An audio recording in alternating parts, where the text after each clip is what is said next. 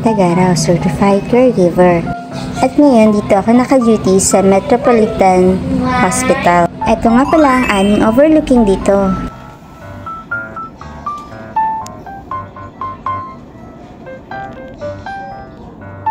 Makulimlim nga pala ngayon, nagsisimula na kasi ang tag-ulan. At ito nga napapalibutan kami ng mga building. Nakakamangha nga talagang pagmasdan nasa paligid at kahit ako man ang pasyente ay talagang mabilis akong gagaling dito. Parang kagaya lang din ito ng St. Luke Taguig. Nandito nga pala kami ngayon sa Tondo, Manila at ang bahay ng pasyente ko ay nasa likod lang. Sobrang lapit nga lang ng bahay niya dito at kunting lakad lang nandun na ang bahay niya. Kaya konting kibot lang sa kanya ay dinadala na agad siya dito. Sabi nga nila, halos malaki na ang ambag niya dito sa hospital kasi halos naikot na nila ang lahat ng kwarto dito. Eto nga pala si Angkong or Lolo sa Chinese. 104 years old na yan. Nakatray siya at saka nakapeg. Pero malakas pa yan. Tumaas lang ang kanyang BP at saka pulse rate dahil sa kanyang pneumonia kaya agad siyang dinala dito sa hospital. Pero stable na rin naman lahat sa kanya ngayon kaya lalabas na rin kami mamaya. Ito nga pala ang isa sa mahalaga kong trabaho guys, ang mag-take to note ng mga nangyari sa kanya. Nga pala, ito nga pala ang isa sa pasyente ko guys, malakas pa siya at bata pa, nasa 70s.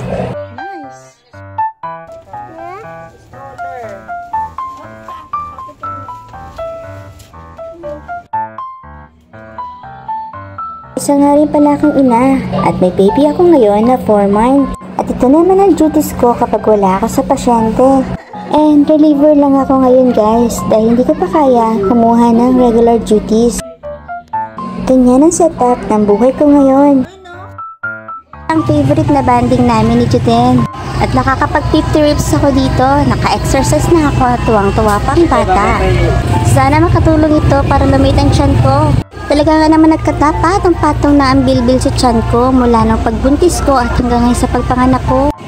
Okay lang sana kung bukang bilbil lang kaso mukhang buntis pa rin. At kasama nga pala namin ngayon si Trisha at naalagaan niya yung kapatid niya.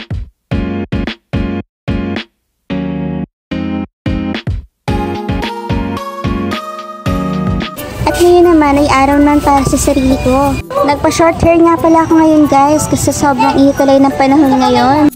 At napaka-hassle nga talaga siya sa kagaya kong busy mom. At sa pagkakataon nga ito'y talagang relax yung pakiramdam ko. At iyan nga't nalagyan ng gamot ng aking buhok. At habang binababad, nagpalinis na rin ako. Nakita niyo yan, laki-laki ng ingrown ko.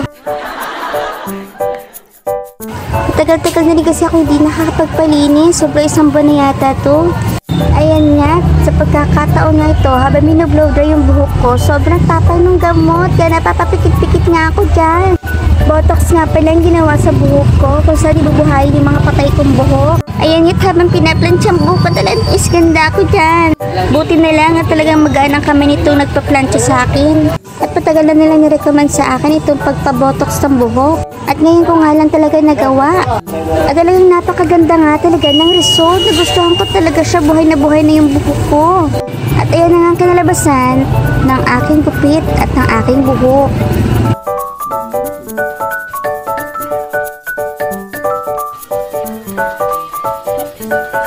At ngayon naman, ipapasyal ko naman ang mga bata. Dito kami ngayon sa SM North para na rin makapagpalamig at makapunta si Siwa sa kanyang palaruan, slide. At nandito na nga kami sa escalator. Sobrang nga ako nahihilo dito guys.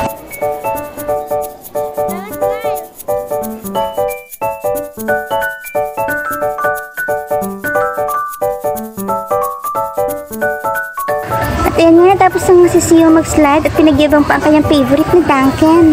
At sobrang saya niya nga na nakakain siya ulit niyan.